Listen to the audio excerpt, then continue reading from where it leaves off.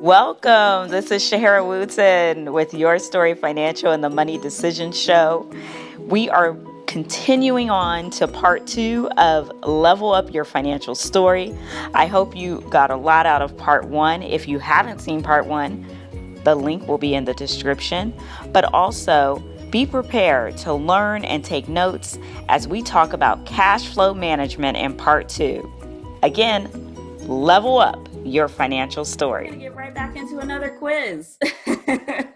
So this is about cash flow management, because I said that we're going to talk about cash flow concepts and really being able to take control of those narratives that are out there, and we can change that future, the future of our finances. So true or false? Number one, 10% of Americans find it easy to spend money.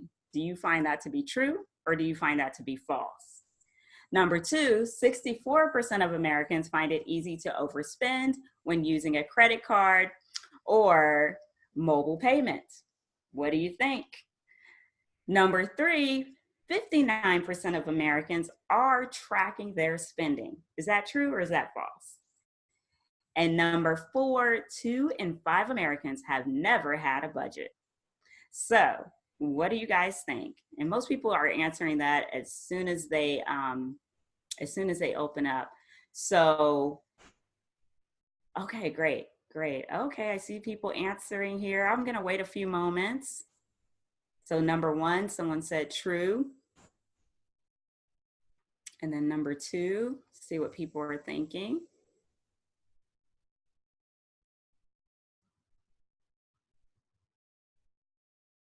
All right, I'm going to move forward and see how you did. Most people do very well with this because we know, as Americans, we know ourselves. So number one, 10% of Americans find it easy to spend money. Yes, we do find it easy to spend money. So the next fact is going to talk to us a little bit more about why we find it so easy. But yeah, 77% of Americans find it easy to spend money as opposed to 10%. Number two, 64% of Americans find it easy to overspend. That's true. We find it really easy to overspend when we are using a credit card or mobile payment. Have you ever put cash in your pocket and you will reach for, you have $20 cash and you're at, one of your favorite fast food restaurants, and it's $10, but you use your debit card rather than your cash because it's so hard to let go of the cash. But it's just, that mental thing that we have, it's tangible, it's in our hands, whereas the mobile or the credit card, we've got Apple Pay, all of that makes it very difficult for us to spend. 59% of Americans are tracking their spending. Well, that is false. That is false. 59% are not tracking. And then number four, 2 in 5 Americans have never had a budget, and that is true. So the source for that is down here at the bottom, and you can check. There's a lot more facts on that particular study. So how did you guys do? I'm going to check the chat to see if there's any updates. Yes, it is very hard to let go of cash. I know. And I remember at a very young, Michelle said I didn't do too well. No, that's great. But I just remember at a young age that I hated letting go of my cash. So, and now I have Apple Pay and I have, the credit card and debit card. So it's something. So let's look at this next slide. And it's about cash flow management. Another term for it is budgeting, right? So a lot of us have this feeling about cash flow management, and this picture says it all, right? It feels like somebody is just putting a clamp on my wallet. But that doesn't have to be the case. It really allows you to control your money. It allows you to just really know what you have. So I recommend tracking that income, tracking your expenses. Mint, that is a tool that I know a lot of people use. It's a free tool. And if you're not using it, you may want to try it on for size. YNAB is you need a budget. That's a really neat tool. Basically, it helps you really, it's very robust and it's not free, but it gives you a lot of guardrails on managing your budget, especially if you're just starting out or you just haven't done it very well. YNAB is a good way to get acclimated and really get in the habit of budgeting. There's other tools. You might be using a pen and paper. That is perfectly fine as long as you know what's coming in and what's going out, or you're using Excel. You got to find what's going to work for you and what's really going to keep you motivated to continue to do it. And you want to prioritize those wants versus those needs. And that is really going to help you to realize what's important. What do I really need to spend my money on? Account for every dollar. And that's the beauty to me of having a budget.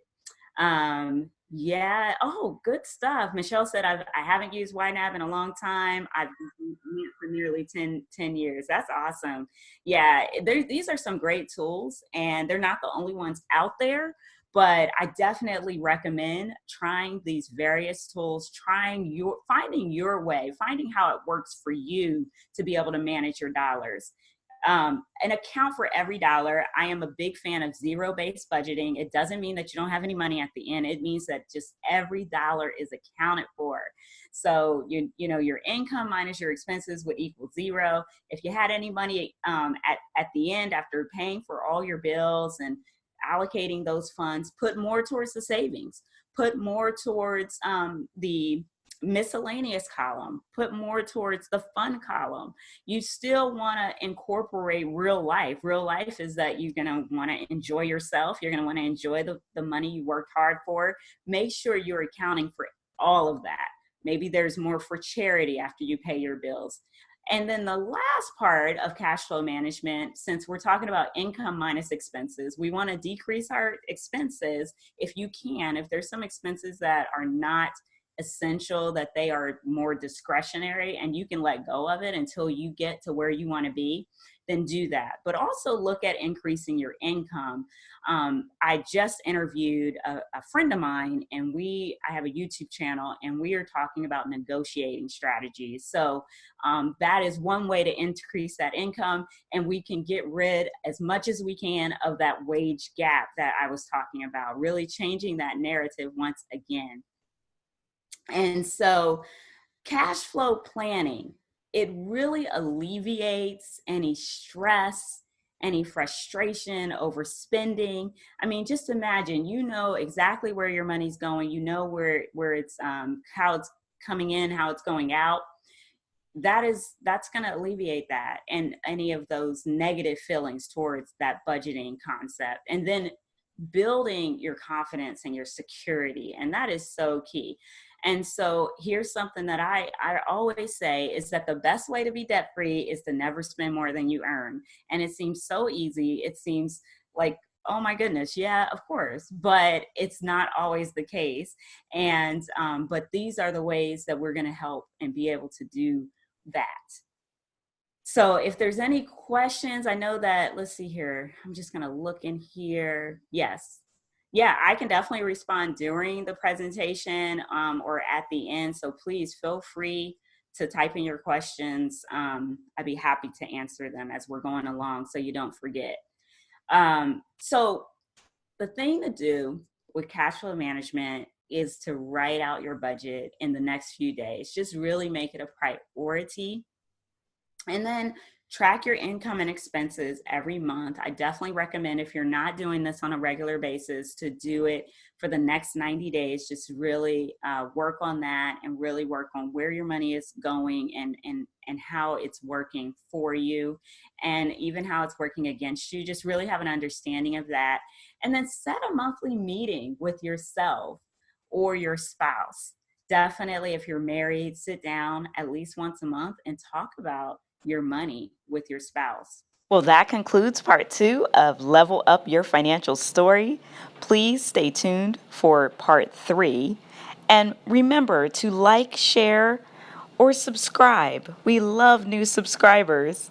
And please leave a comment below to tell me your greatest takeaway from parts 1 and part 2. Thank you. Shahara Wooten.